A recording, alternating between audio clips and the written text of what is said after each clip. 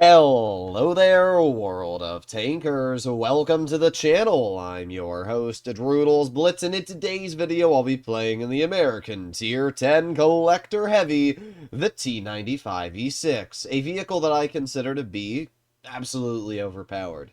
On paper, you'd think, oh, it's just another American Heavy, but once you start to add all of the capabilities this vehicle has together, it becomes very clear why this tank simply dominates. I mean, look at the stats really quickly. The tank has 3,100 damage per minute with calibrated, making this basically the highest effective DPM heavy. It has good dispersion, it has solid aiming time, and it features combat stabilization, so when you're not actually going at a high rate of speed, you're basically zero dispersion on move. It has good damage per shot at 400, great levels of penetration, and even 10 degrees of gun depression.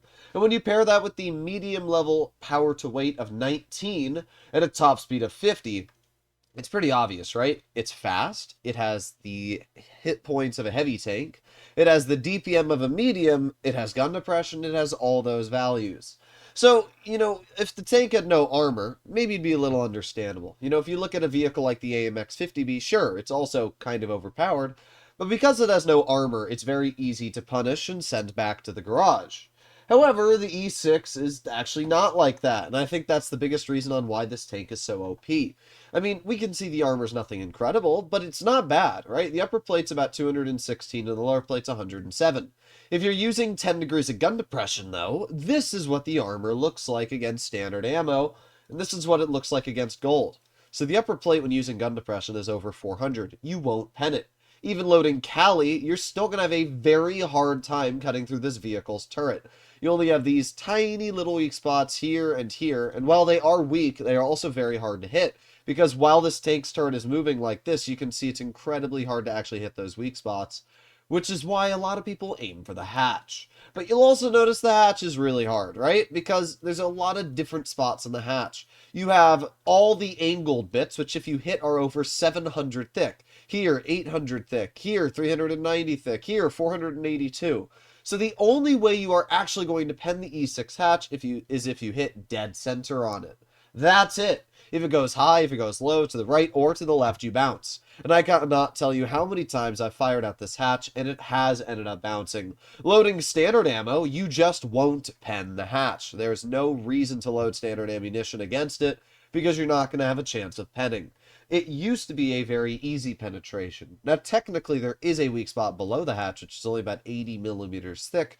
Even high explosive shells from higher caliber guns can pen that. But when using gun depression, it's not really visible, and even when on flat ground, it's still a very, very tricky shot to hit.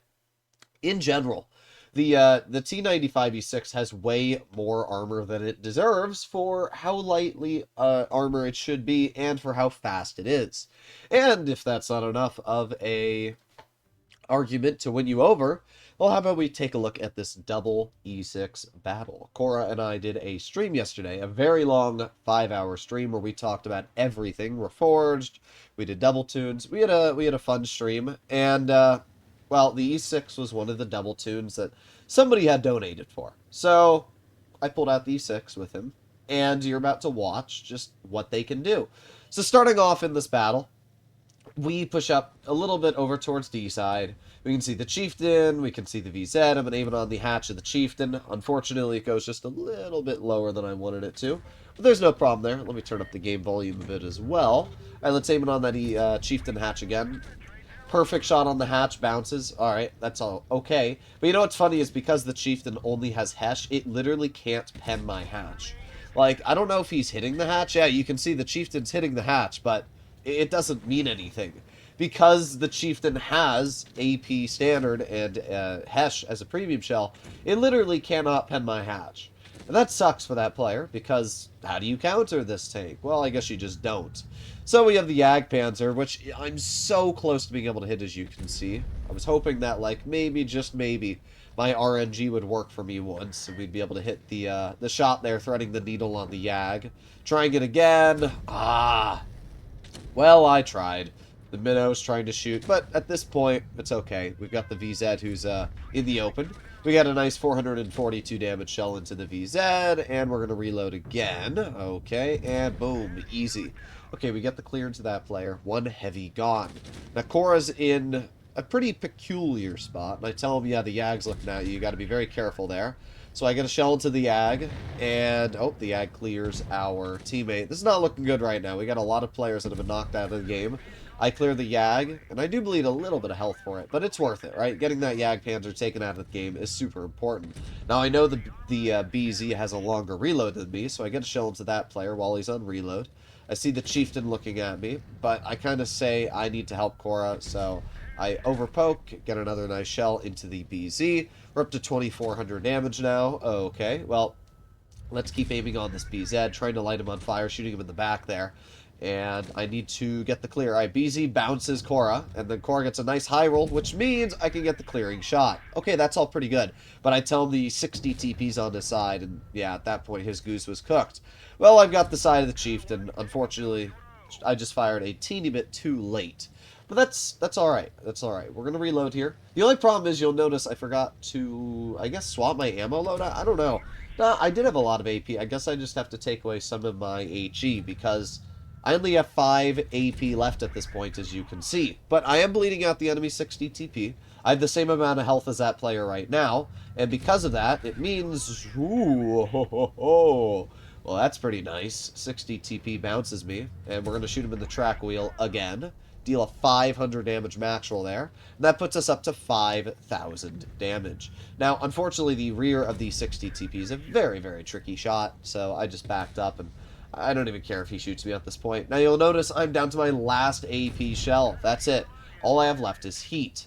Now, thankfully, because the 60 TP only has 300 health, I can still guarantee the clear with a heat shell.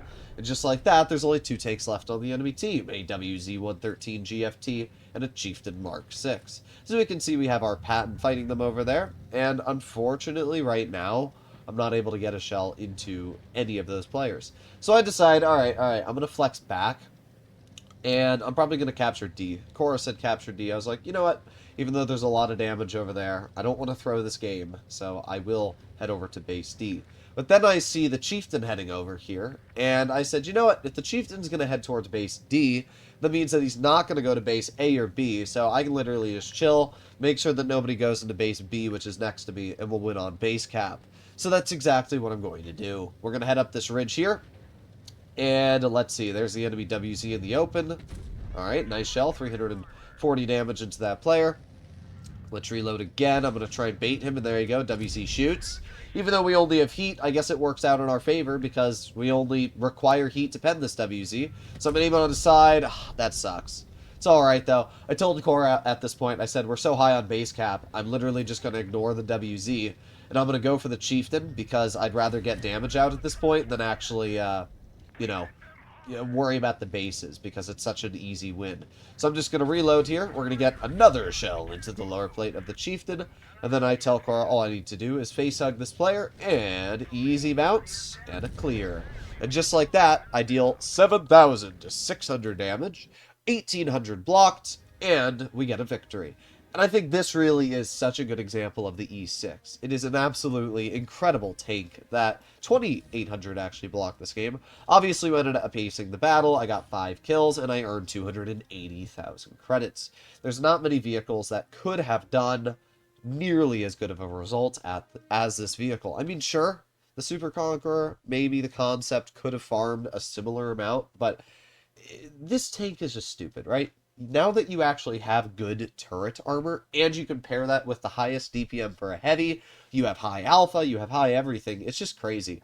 I guess I need to lower my HE count by, this thing just doesn't hold a lot of ammo. I guess that's really the problem. I mean, 8 high explosive isn't even that much, but we'll put it down to 6. Either way, what do you guys think about this tank? Let me know in the comments, and if you enjoyed this video, I'll see you all in the next one. Bye-bye.